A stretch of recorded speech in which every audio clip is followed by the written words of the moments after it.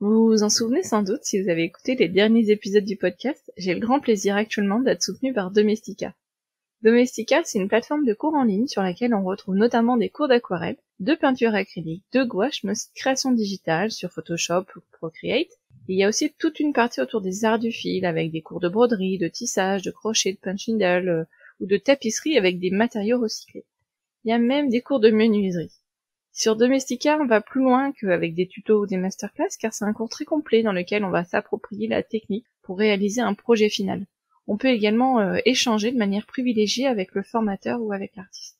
Domestika propose également un abonnement qui s'appelle Domestika Plus. Ça vous donne accès à un cours par mois à un tarif avantageux, avec des réductions et des avantages exclusifs sur d'autres cours. L'idée est d'avoir accès à des cours et des avantages régulièrement tout au long de l'année. C'est donc parfait pour se mettre dans une vraie dynamique d'apprentissage continu, ou quand vous n'arrivez pas à choisir. De mon côté, j'avais choisi de tester un cours autour du papier découpé. Alors j'ai pas encore terminé, mais j'ai trouvé ça jusqu'à présent bien organisé. Tout est découpé en unités, avec des vidéos courtes à chaque fois, et à la fin, des activités à compléter, et des ressources web pour aller plus loin. J'ai même des feuilles d'entraînement au format PDF, et on peut regarder ce qu'ont réalisé les personnes qui ont suivi le cours. C'est donc très complet, et si vous souhaitez vous lancer, Domestika vous offre une réduction de 10% sur votre prochain cours, avec le code FEMIN10-2022. Vous le retrouverez dans les notes de l'épisode, ou sur mon site podcastfemin.fr. Allez, place à l'épisode du jour. Bonjour et bienvenue dans ce nouvel épisode de Femin, le podcast de la communauté Do It Yourself qui part à la rencontre des entrepreneurs créatifs. Je m'appelle Mélanie Sénat, j'adore créer, et je suis heureuse de partager avec vous mes conversations avec des créatrices et des créateurs que vous suivez peut-être comme moi sur Instagram. Qu'ils créent avec du papier, du tissu ou de la laine, avec des crayons, des aiguilles, des pinceaux. Découvrir leur parcours et les coulisses de leur entreprise créative est un régal d'inspiration. Aujourd'hui, on retrouve Laure, que vous avez peut-être déjà entendu dans l'épisode 71. Laure a 2 activités. Elle accompagne des marques créatives dans leur stratégie de communication, sous la marque Bureau d'influence, l'agence qu'elle a co-créée, et elle est également créatrice de contenu DIY avec son blog ilovedoityourself.com. Dans l'épisode 71, on avait beaucoup parlé de marketing d'influence, avec notamment la manière d'aborder des marques avec lesquelles on veut travailler quand on est créatrice. Pour ce nouveau rendez-vous, Laure répond aux questions que vous lui avez posées à la suite de notre premier échange. On a découpé en 3 épisodes pour que vous puissiez les écouter facilement. Pour la première partie, Laure répond aux questions autour du choix du statut juridique. Deuxième question autour du réseau et de la façon dont on peut s'entourer en tant que solopreneur. Et troisième question autour de la visibilité et de la mise en avant de son travail. Dans le mini-épisode suivant, on traite de la question de l'argent. Comment j'assure mes arrières d'un point de vue financier? Laure nous donne ensuite son point de vue sur les 3 erreurs à ne pas commettre quand on se lance. Et elle nous donne des conseils pour gérer la peur de se lancer. Et enfin, dernière partie dans laquelle on répond aux questions suivantes. Comment dire non à des projets? À quoi ressemble le quotidien d'une entreprise créative? Et est-ce que j'ai créé mon activité seule ou avec quelqu'un? C'est hyper intéressant, non? Alors c'est parti, bonne écoute. Comment assurer mes arrières d'un point de vue financier? Grande question, parce que l'argent, c'est toujours le nerf de la guerre.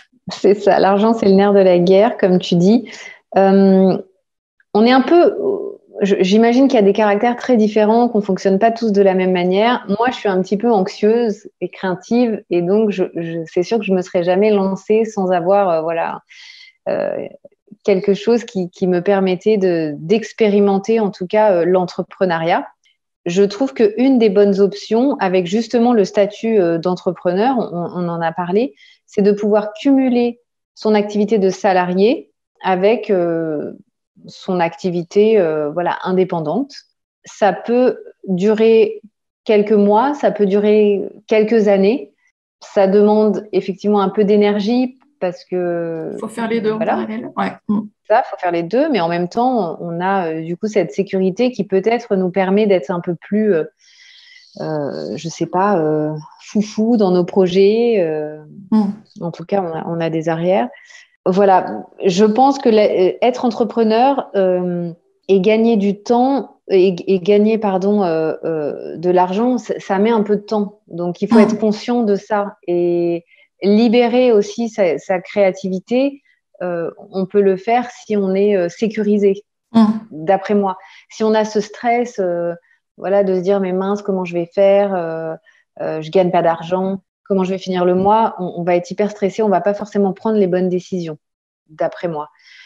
Donc, ça peut aussi, on peut aussi décider de se lancer quand on a un client. C'est-à-dire qu'on a un premier client et ce premier client, eh ben, on capitalise dessus et on va se dire, OK, ça va me permettre en fait de me lancer.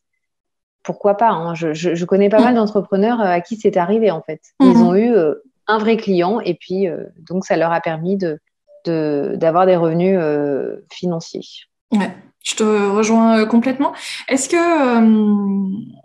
que comment dire, il y a la question aussi de l'équipe, du foyer. J'ai envie de dire équipe en fait, pour pas simplement dire le conjoint ou la conjointe. Je me dis toujours, si tu vois, tu peux être en couple à un instant donné et te dire, eh ben, ok, c'est une décision commune. Je me lance, mais en étant avec, tu vois, un conjoint qui est sur tes arrières. Mais en même temps, de se dire, oui, mais je veux être indépendante financièrement, je veux pas avoir de compte à rendre, entre guillemets, parce qu'on ne sait jamais de quoi l'avenir est fait et qu'en cas de séparation, etc. Tu vois, il y a ce sujet-là derrière. Je comprends tout à fait, mais en même temps, tu es obligé de passer par cette phase où, à un moment, ton conjoint, ton compagnon, ta conjointe, peu importe, te fait confiance et te soutient. Et effectivement, ça passe par cette équipe. Ouais, donc c'est vraiment ça. Et il faut que ce soit un choix assumé, délibéré, consenti complètement et qu'il n'y ait pas d'anguille sous roche, quoi. Et que ça puisse être une source de conflit après.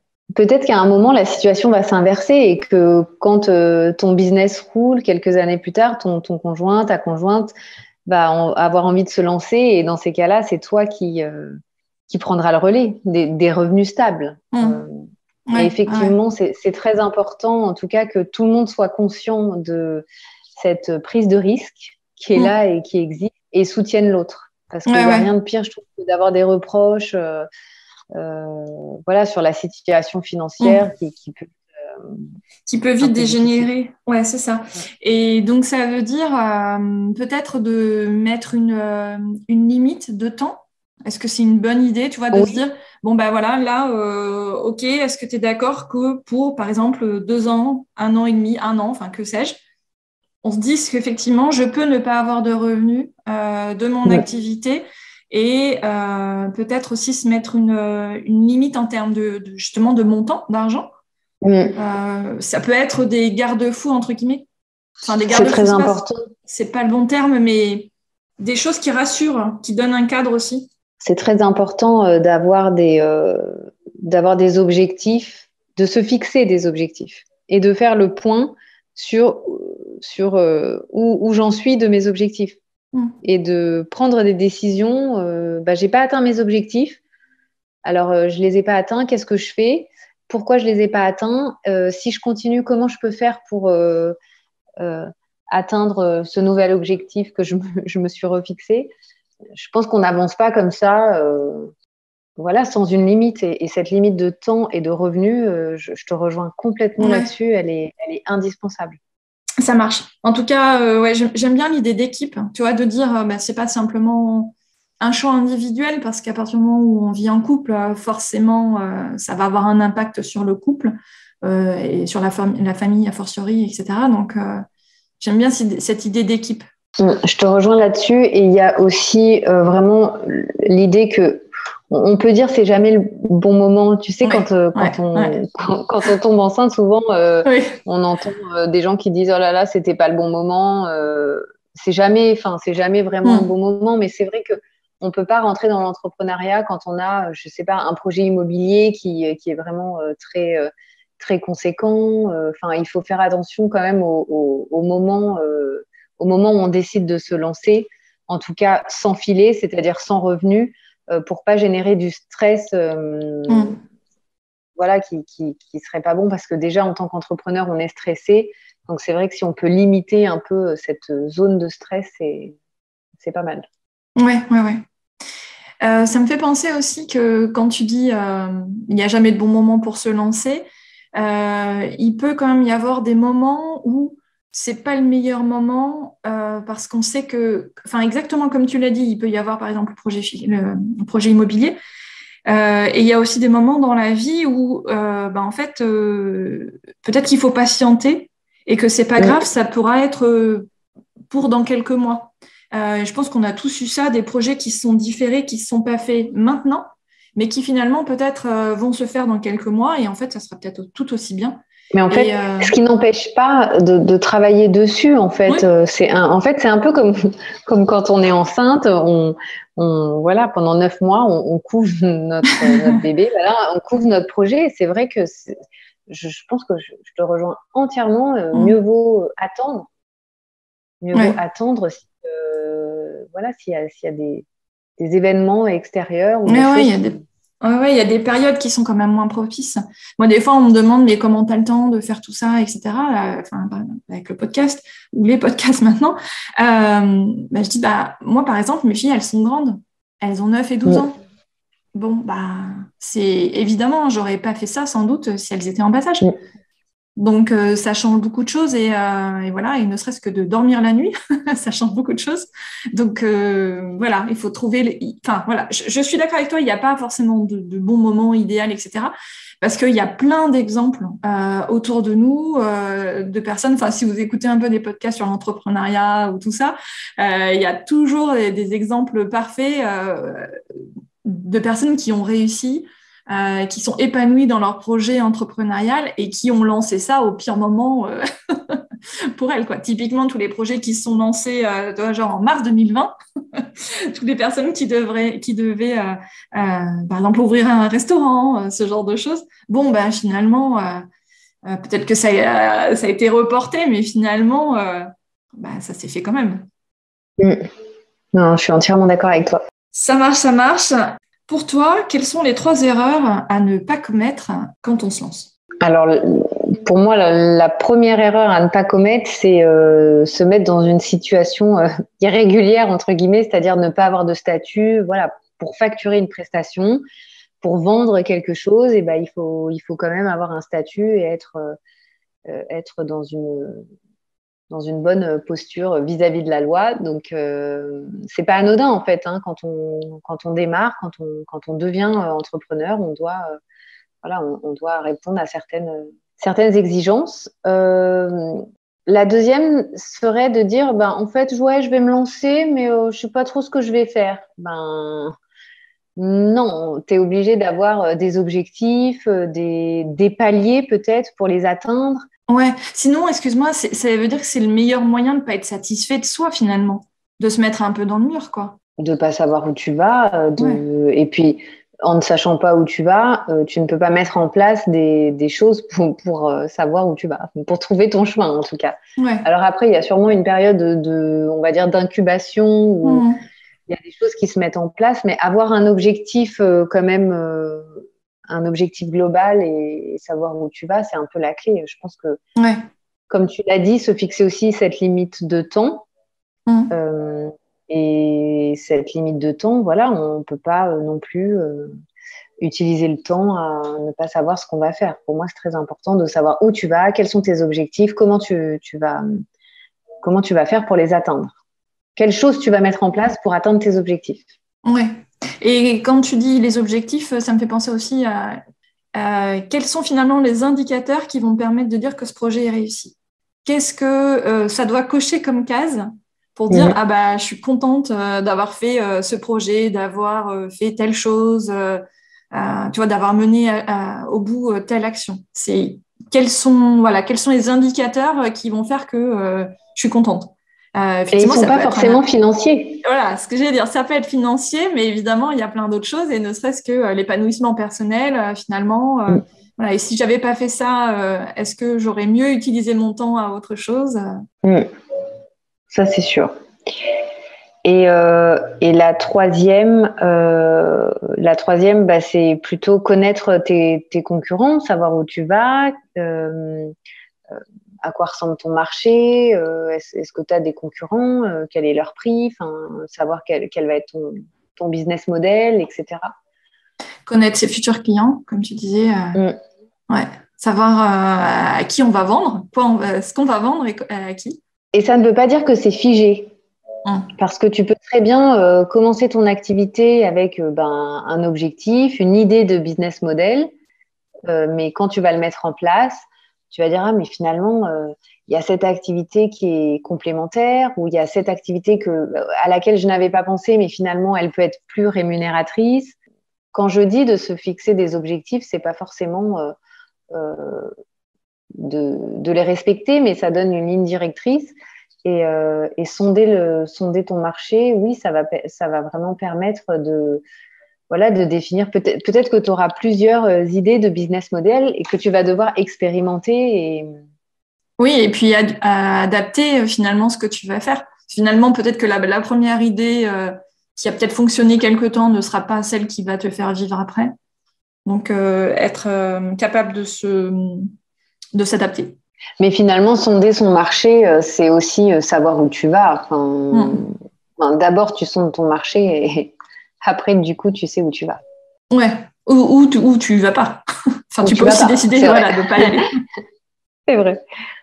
Ça marche. Comment je fais si j'ai peur de me lancer?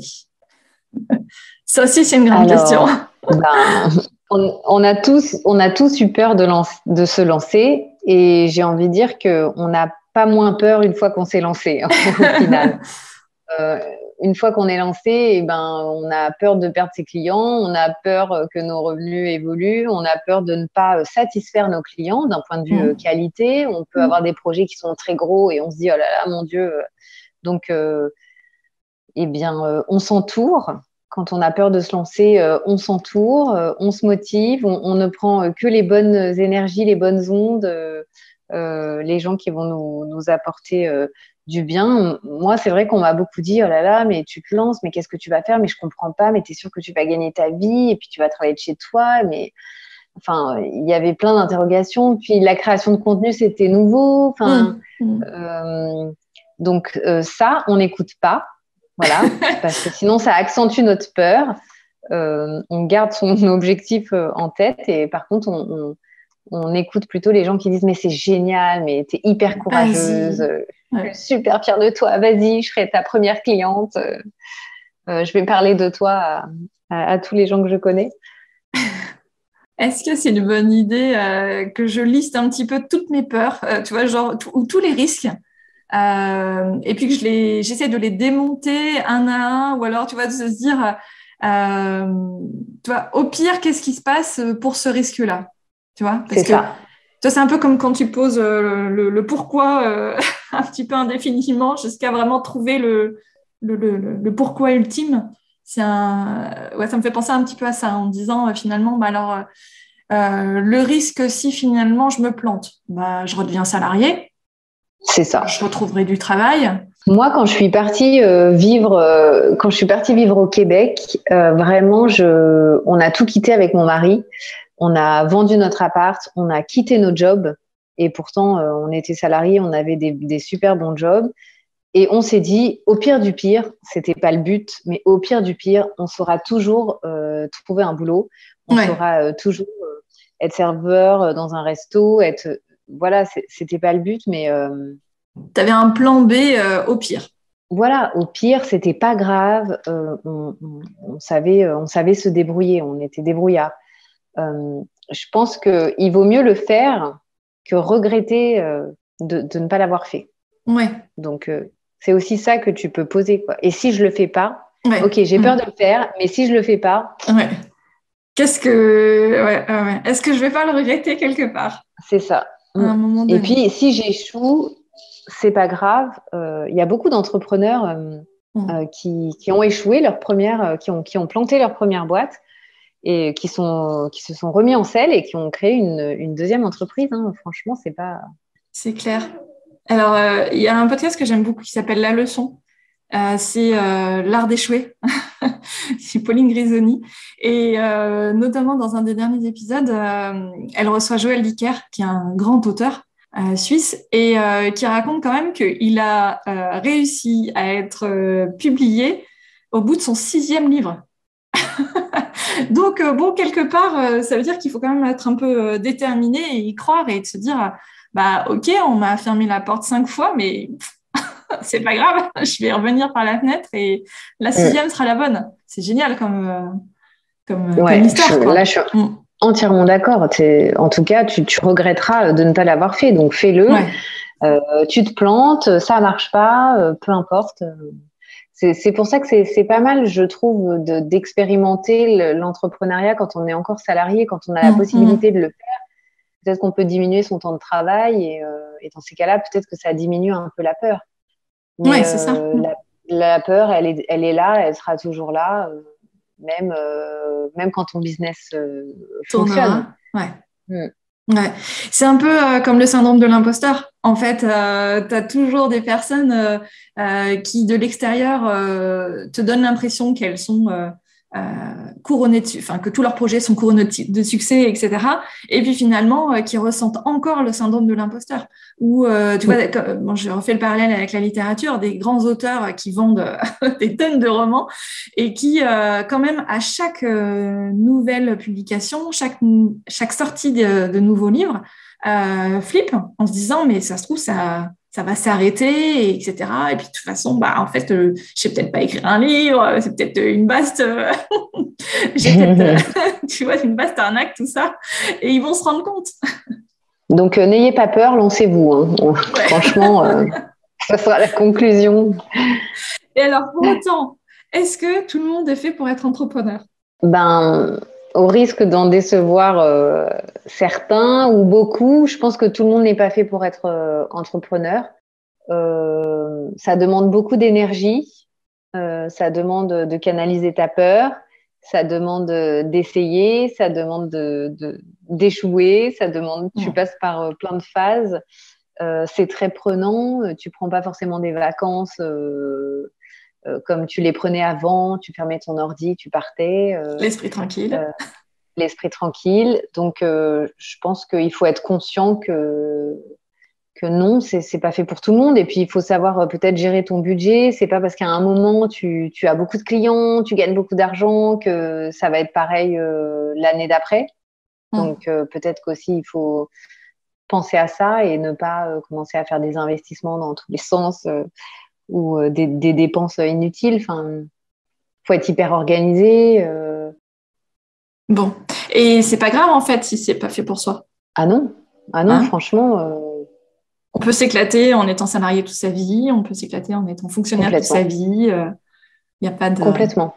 Ouais. Ça, je te rejoins. Et au contraire, il vaut mieux pas se lancer dans un truc si on a le moindre doute et on sent que, voilà, à un moment, ça pourrait coincer, que c'est pas fait pour nous, qu'on est passionné par l'entrepreneuriat. On écoute plein de podcasts d'entrepreneuriat et finalement, on se lance pas. Non, mais en fait, il en faut pour tout le monde. Et c'est vrai que c'est un peu la tendance actuelle. La tendance est un peu, je bosse de chez moi, je suis freelance, je suis entrepreneur, c'est génial, mais ça correspond pas à tout le monde et c'est pas grave. Ouais, c'est ça. Donc, à la fois, il faut s'écouter si vraiment, au fond de nous, on sait qu'on peut y arriver et voilà, on sent que, il y a aussi une barre d'écoute un peu de son intuition. On sent qu'il y a un truc, il faut se faire confiance.